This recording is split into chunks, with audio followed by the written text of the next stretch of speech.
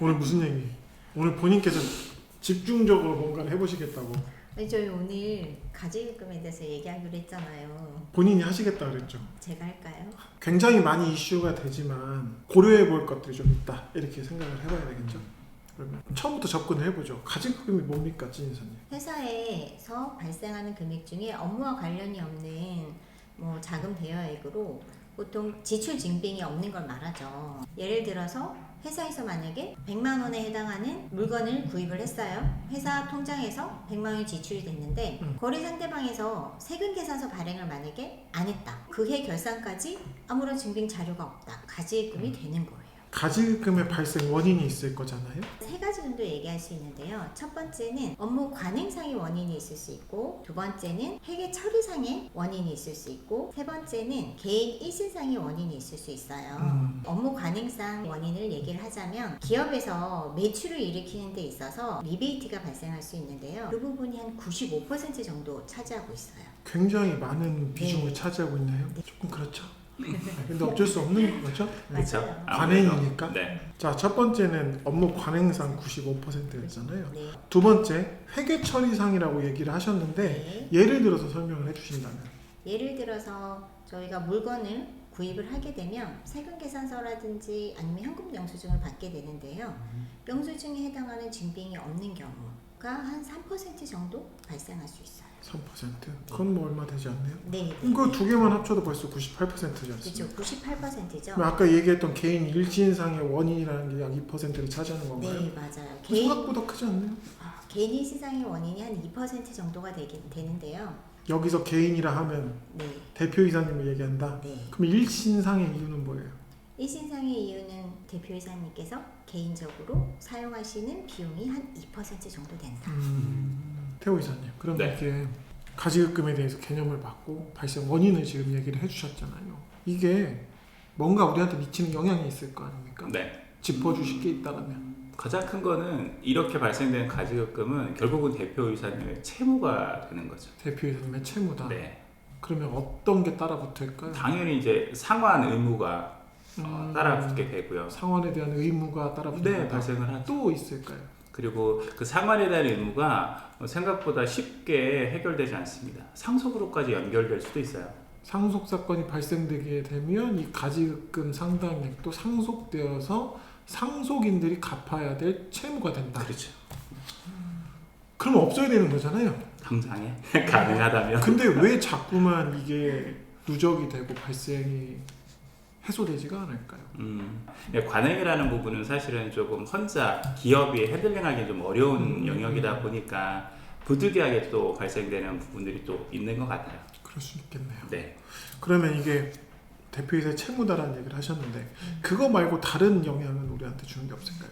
또 있어요. 인정 이자가 발생합니다. 첫 번째 이자가 발생한다. 네. 왜요? 돈을 빌렸으니까 이자를 내야 되는 게 당연하잖아요. 그러면 대표이사님이 빌린 거라는 얘기네요. 네. 그럼 대표이사님이 법인에 네. 이자를 지급하셔야 된다는 네, 거네. 맞아요. 그럼 이율이 존재하겠네요. 이율이 존재하죠. 어떻게 되나요? 4.6%의 이율이 존재합니다. 4.6%면 지금 상황이면 높지 않은 것 같은데요. 태호 이사님 어떻게 생각하세요?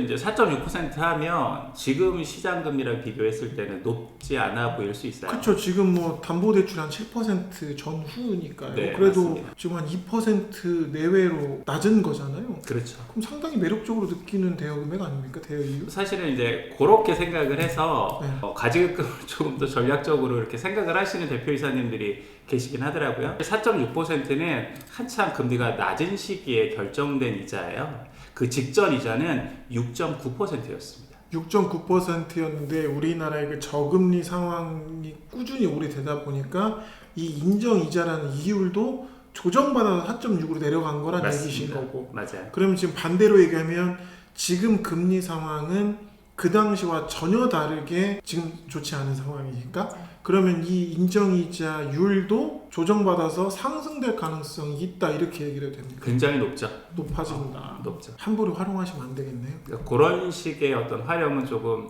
맞지 않는 것 같다는 생각이 듭니다. 조금 더 표현을 하자면 제가 뭐 수임 계약을 해서 상담을 하고 왔지만 세무 대리인께서 이런 얘기를 하신 기업도 있다는 거예요.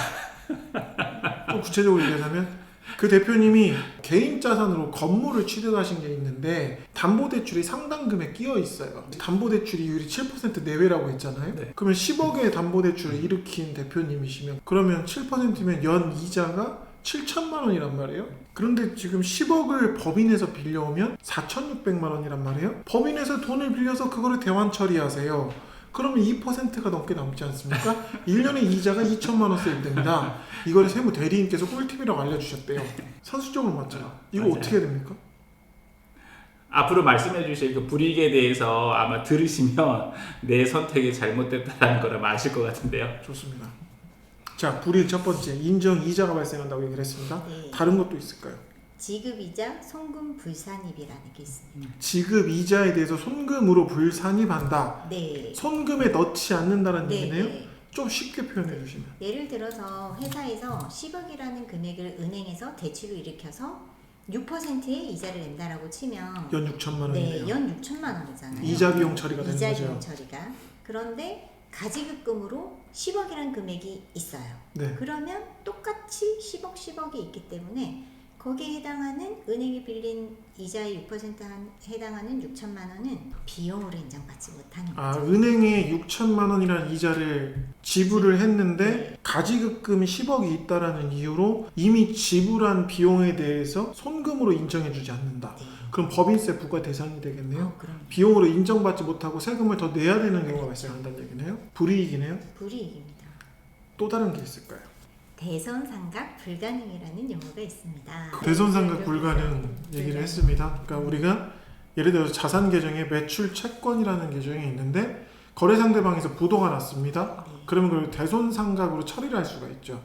근데 이 가지급금은 손실상각이 안 된다는 얘기잖아요. 영원히 따라붙는다라고 보면 되는 거죠. 네. 네. 끝까지 상환해야 될 채무가 된다 이렇게 보면 되는 거죠. 네. 또 다른 불이익이 있죠. 가지급금이 많이 발생하게 되면 세무당국에서 손 흔드는 것처럼 세무당국에서 이제 위험 신호가 올 수 있습니다. 세무 당국에서 손을 흔드나요? 아니요.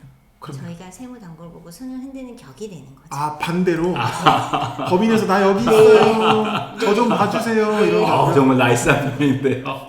그럼 이렇게 쳐다봐 주겠네. 조심해야 된다는 얘기죠.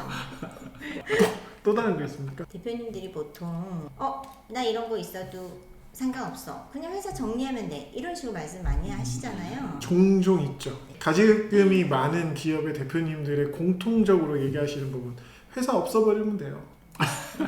이 얘기를 하시는 대표님들이 굉장히 많으시죠. 네. 자, 회사를 없앤다, 청산한다. 네. 그러면 어떻게 됩니까? 회사를 가지급금? 청산하게 되면 가지급금에 대한 원금과 이자에 대한 금액이 대표님의 상여 처분이 돼서 다 고스란히 대표님의 세금으로 발생하게 됩니다.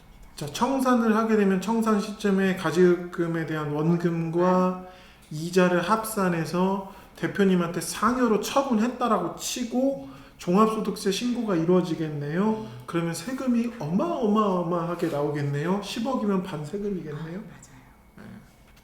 이렇게 무서운 네. 그런데 없애면 된다라는 얘기들을 가끔 하신다.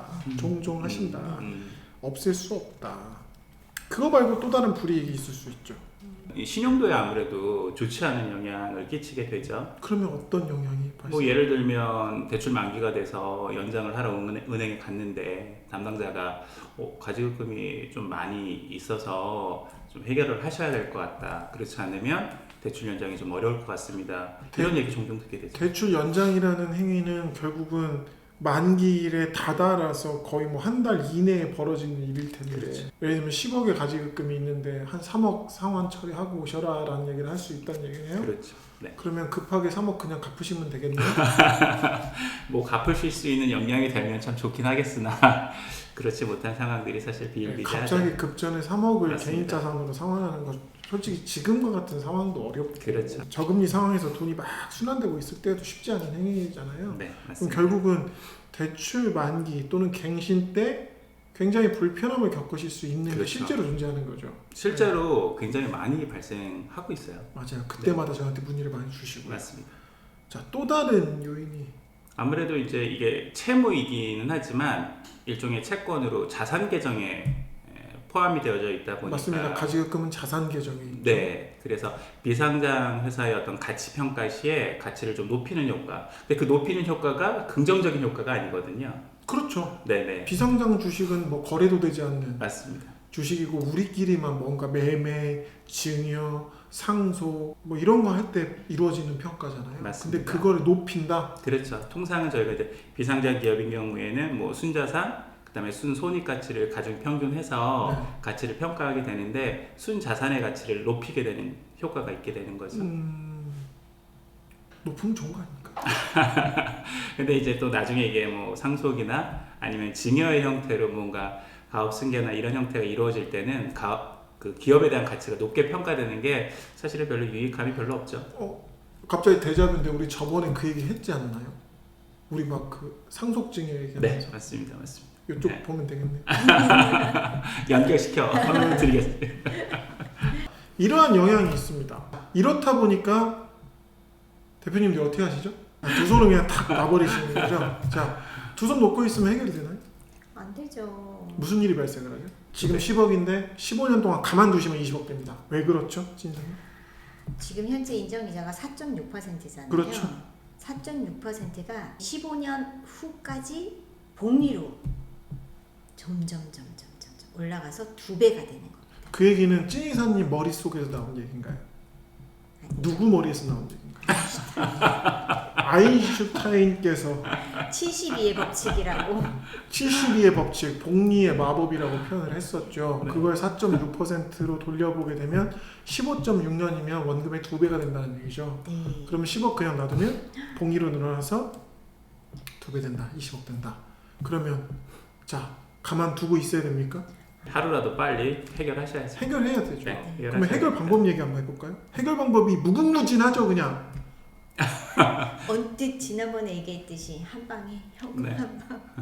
한 방. 통상은 뭐 이제 일시금의 형태로 한목이 해결할 수 있는 방법도 있고요. 이게 저희가 가지급금을 소위 묵은때라는 표현을 하잖아요. 그렇죠. 한목에 해결하는 것보다는 좀 계획을 차근차근 세우셔서 해결을 많이 추천하고 있잖아요. 단연간의 계획을 통해서 또 조금씩 해결하는 방안도 있고. 근데 요즘에는 이제 또 컨셉을 통해서 한목에 해결하는 방안이 조금 되게 나이스해 보이는 것 같은 그런 부분이 좀 있기는 한 것 같더라고요. 그런 거잖아요. 뭔가 우리가 해결을 해야 된다라는 이유가 발생을 한다는 것은 나에게 뭔가 불편함을 주기 때문에 해결해야 된다는 거잖아요. 그럼 나에게 주는 불편함이 뭐냐면 결국은 내가 무언가를 하려고 했을 때 얘가 걸림돌로 작용한다는 얘기예요. 대표님들이 뭘 하시냐면 가장 큰 게 그거라니까요. 차입금 연장할 때 은행에서 갚고 오라고 하잖아. 없애고 오라고 하니까 대표님들이 불편해 하시는 거죠. 그래서 갚으려고 하는 거죠. 이 해결 방안은 일시에 해결하는 방법이 있고 단연간의 계획으로 해결하는 방법이 있어요. 일시 해결이라고 하는 것은 아까 찐이사님 얘기했지만 현금의 한 방이 끝. 무슨 돈으로? 개인 자산으로. 개인 자산. 누구 개인 자산? 대표님 개인 자산. 대표님 개인 자산은 어떤 경로를 거쳐서 개인 자산이 됐을까요? 세금을 납부하고 그렇죠. 개인 자산이 됐을 거 맞아요. 아닙니까? 맞아요. 그럼 10억이라는 가지급금을 일시에 상환하는 10억은 10억일까요? 아, 아니잖아요. 네. 적어도 15억 이상은 되지 않을까요? 맞아. 그러니까 일시에 상환을 하는 게 쉬워요, 어려워요? 어렵습니다. 대부분 대표님들이 잘 안 아시죠. 그래서 발생하는 방법이 뭐예요?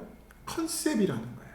얘기해도 될 것 같은데. 뭐 자기 주식 취득을 통해서 해결하는 방법도 있고. 최근에 이슈됐던 이익 소각. 맞습니다. 맞아요. 그게 자기 주식의 행위를 통해서 이익 소각을 했던 거죠. 네. 네. 또 하나는 뭐 이제 특허권을 활용해서 네. 또 해결하는 방안. 산업재산권이라는 것을 만들어서 기업과 양수도를 해서 뭐 일부는 그 개발을 위한 경비로 인정을 받고 그러니까 비과세가 되는 거고 일부는 소득세로 과세하고 뭐 이런 게 있었죠. 네. 네. 그걸로 해서 많은 금액들을 했었죠. 할 수 있는 행위예요. 근데 그걸로 인해서 무슨 일이 발생을 했냐라는 게 되게 중요한 거죠. 그렇게 해서 뭐 5억씩 10억씩 상환했습니다. 그럼 끝난 건가요? 무슨 일이 최근에 많이 발생했나요? 아무 이제 그런 일들과 관련해서 또 세무조사를 또 받게 되는 기업들도 저희들 또 주변에 또 있기도 하고 많았죠. 기획조사라는 걸 하죠. 그러니까 특정한 행위로 뭔가가 계속 일어나면 과세관청 입장에서는 그게 계속 누적이 되는 거고요. 그거를 들여다보게 되는 거죠. 손 흔든다 그랬잖아요. 아까 손 흔드는 사람이 많아지면 보는 거예요. 그리고 나서 이게 맞느냐 또는 행위가 적법하냐 아니면 이게 뭔가 우회 경로를 통해서 세금을 탈루하려고 한 게 아니냐 이런 것들을 들여다보는 거고 그거에 대한 실체를 확인하기 위해서 몇 군데를 샘플링해서 조사를 한다라는 거죠.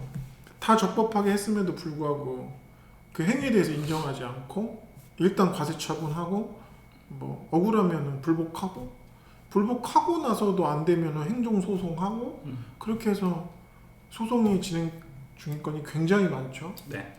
특히 이익소각과 관련된 것은 최근 1심 판결이 있었지만 그거는 물론 일단 이 고객사한테 유리한 쪽으로 나왔긴 합니다만 2심, 3심이 남아있기 때문에 어떻게 될지 모릅니다.